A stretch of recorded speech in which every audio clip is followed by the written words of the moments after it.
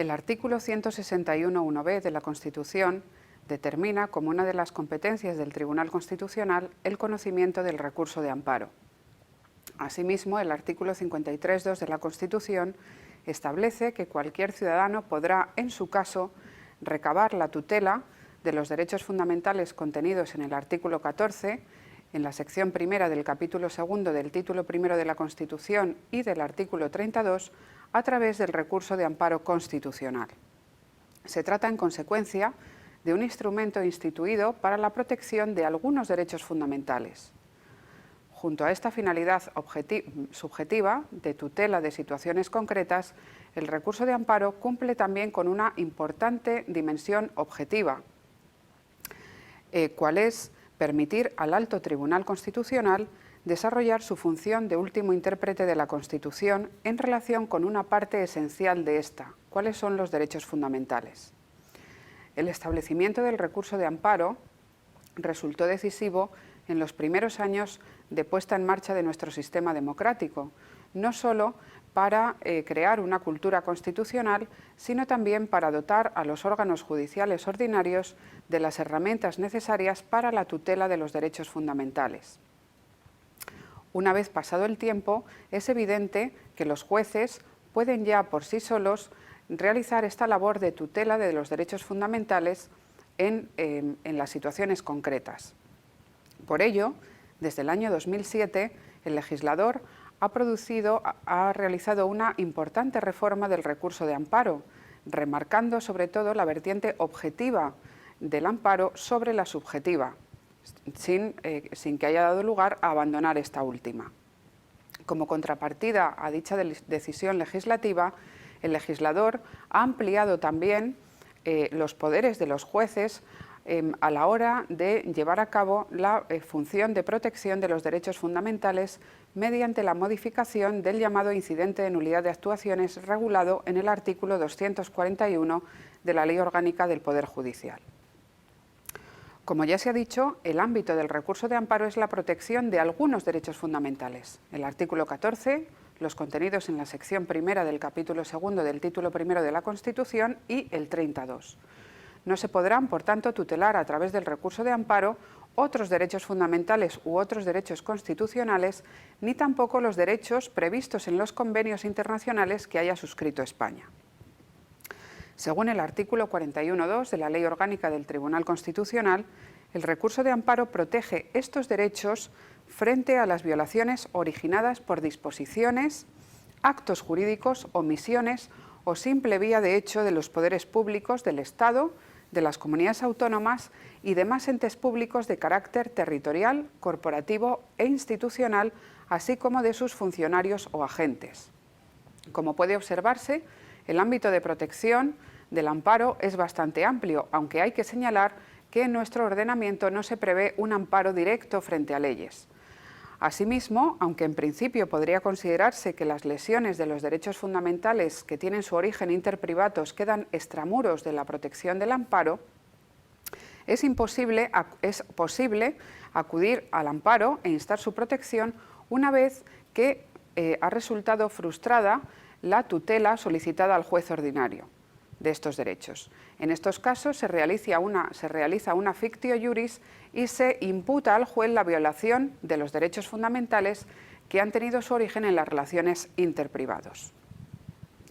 En términos generales y con carácter general, la Ley Orgánica del Tribunal Constitucional distingue tres tipos diferentes de amparos. El amparo del artículo 42 contra actos o decisiones parlamentarias, el amparo del artículo 43 contra decisiones gubernamentales o administrativas y el amparo del artículo 44 contra decisiones u omisiones del Poder Judicial en el ejercicio de su función jurisdiccional.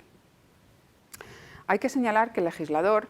ha entendido, salvo en el caso del artículo 42, ha configurado el recurso de amparo como un recurso subsidiario, es decir, como la última protección que cabe instar y, por tanto, hay que agotar la vía judicial previa. Hay que dar la oportunidad a los jueces ordinarios de tutelar los derechos fundamentales y solo en ese caso acudir al Tribunal Constitucional. Esto implica que para acudir al recurso de amparo sea necesario no solo haber agotado la vía judicial previa, lo que implica haber interpuesto los recursos correspondientes, sino también haber invocado la vulneración del derecho fundamental tan pronto como se tuvo ocasión para ello. La legitimación para interponer el recurso de amparo está también constitucionalmente prevista en términos amplios. El artículo 162.1b de la Constitución la otorga a toda persona natural o jurídica que invoque un interés legítimo, así como al Ministerio Fiscal y al Defensor del Pueblo.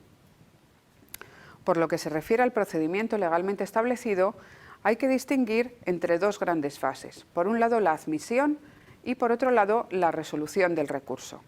Me centraré sobre todo en esta primera fase, ya que es fundamental para comprender el tipo de recurso de amparo que el legislador ha establecido en nuestro país.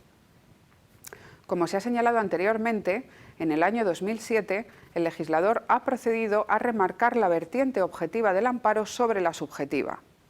Esto significa que ya no es suficiente para la admisión del amparo el hecho de que se acredite en la demanda que se ha producido una lesión de los derechos amparables, sino que además, según dispone el artículo 50.1b, es preciso que el recurso justifique una decisión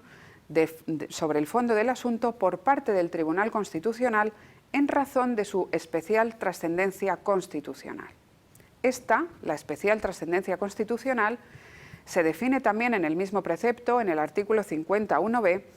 y se dice que se apreciará atendiendo a su importancia para la interpretación de la Constitución,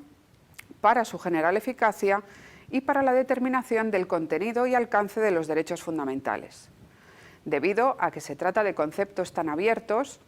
el Tribunal Constitucional ha procedido a su interpretación a través de la jurisprudencia, siendo especialmente importante en este sentido la sentencia 155/2009.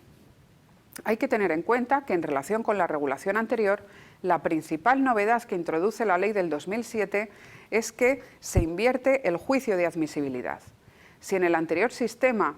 el tribunal debía analizar que concurrían causas de inadmisión, en el sistema actual se sobreentiende la inadmisión del recurso, salvo que el Tribunal Constitucional entienda que por la especial trascendencia constitucional del asunto requiere una resolución por su parte.